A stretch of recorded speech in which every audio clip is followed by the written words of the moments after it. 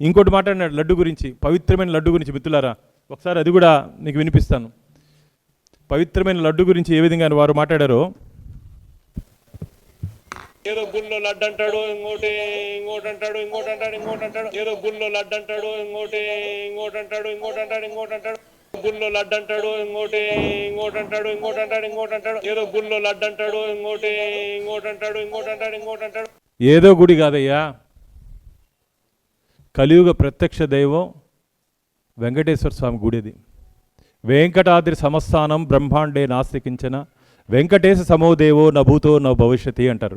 అంటే వెంకటేశ్వర స్వామితో సరిసమానటువంటి క్షేత్రం కానీ, వెంకటేశ్వర స్వామితో సరిసమానటువంటి దేవదేవుడు కానీ ఈ విశ్వంలోనే లేదని చెప్పి మనకు పురాణాలు చెప్తా ఉంది.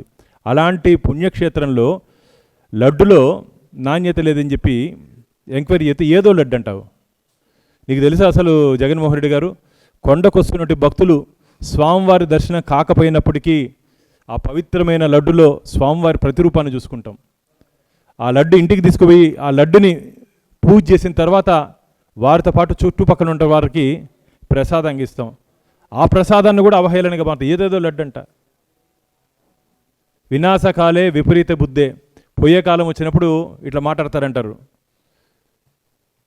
ఇది మాట్లాడిన తర్వాత పరకామణి అంశం కూడా మాట్లాడారు, 72,000. నీకు తెలుసా జగన్మోహన్ రెడ్డి గారు, ఒకసారి కొండకరా నాతో పాటు. రూపాయి బిల్ల కానీ 10 పైసలు బిల్ల కానీ కింద పడిపోతే ఆలయం లోపల, మిత్రులారు మీరందరూ మనందరూ కొండకి దర్శనానికి వెళ్ళినట్టు వాళ్ళమే, ఎక్కడైనా గుళ్ళో కనపడితే దాన్ని తీసుకుపోయి హుండీలు